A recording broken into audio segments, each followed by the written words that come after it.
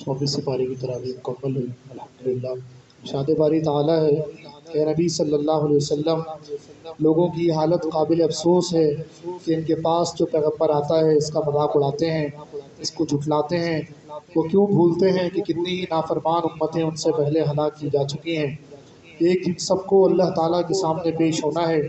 اس کے بعد اللہ تعالیٰ نے اپنی کتنی ہی تخلیقی نشانیوں کا تذکرہ فرمایا ہے، آخرت کے عذاب سے ڈرایا اور نیک لوگوں کو جنت کے عیش و آرام کی خوشخبری دی۔ پاک ہے وہ ذات جس کے قبضہ قدرت میں ہر چیز کا پورا اختیار ہے اور سب کو اسی کی طرف لوٹ کر جانا ہے۔ اس کے بعد سورہ صافات پڑھی گئی۔ اللہ تعالیٰ قسم کھا کر ارشاد فرماتا ہے کہ ساری کائنات کے مالک و مختار وہی ہیں اور ان کا نظام کائنات شیطان کی مداخلت سے محفوظ ہے۔ روز قیامت منکرین ماں اپنے جھوٹے معبودوں کے دوزخ کا ایندھن بنیں گے۔ مجرموں کی یہی سزا ہے کہ اس کے بعد جناب ابراہیم کے بیٹے جناب اسماعیل کی قربانی کا ذکر ہے۔ یہ اللہ کی طرف سے امتحان تھا جس میں باپ اور بیٹا دونوں کامیاب ہوئے۔ اللہ تعالیٰ نے ایک ذبیحے کے بدلے میں دے کر سیدنا اسماعیل علیہ السلام کو بچا لیا اور سیدنا ابراہیم کی یہ سنت یعنی قربانی کی سنت ہمیشہ کے لیے نسلوں میں جاری کر دی گئی۔ پھر جناب یونس علیہ السلام کا واقعہ ہے۔ وہ بغیر اللہ کی اجازت کے بستی والوں سے خفا ہو کر دریا کے سفر پر چلے گئے تھے۔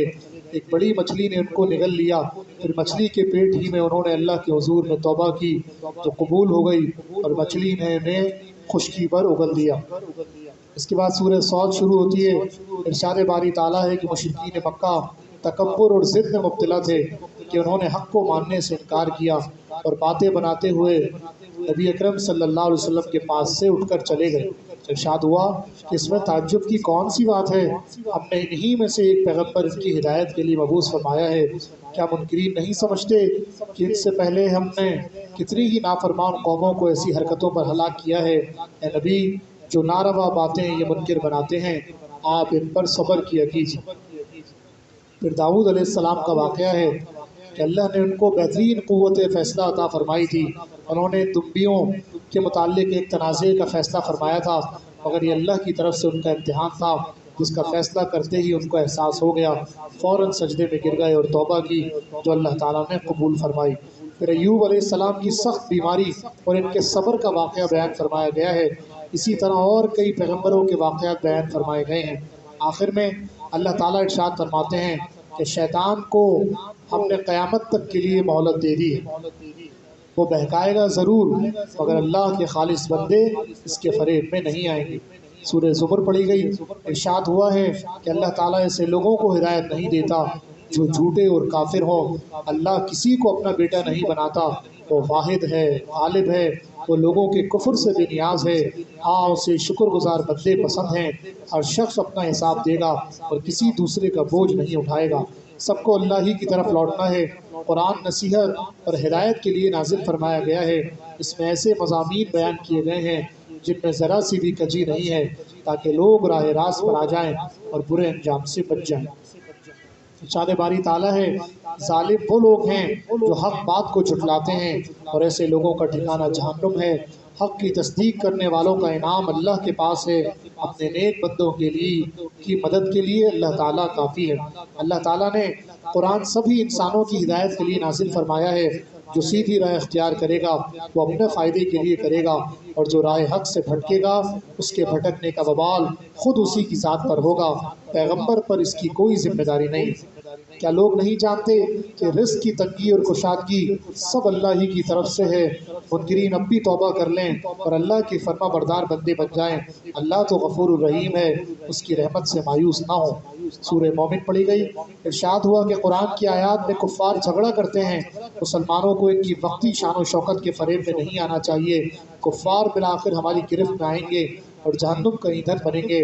اے مسلمانوں، تم اللہ کو پکارو اور شرک سے بچتے رہو، خواہ تمہارا یہ عمل کافروں کو کتنا ہی برا لگے۔ اللہ تعالیٰ اپنے پیغمبر اس لیے بھیجتا ہے کہ لوگوں کو خبردار کرتا ہے اور اس سخت دن سے ڈرائے جب ان کا سب کیا دھرا ان کے سامنے کھول کر رکھ دیا جائے گا۔ وہ انصاف کا دن ہوگا اور ہر شخص اپنے کیے کا بدلہ پائے گا۔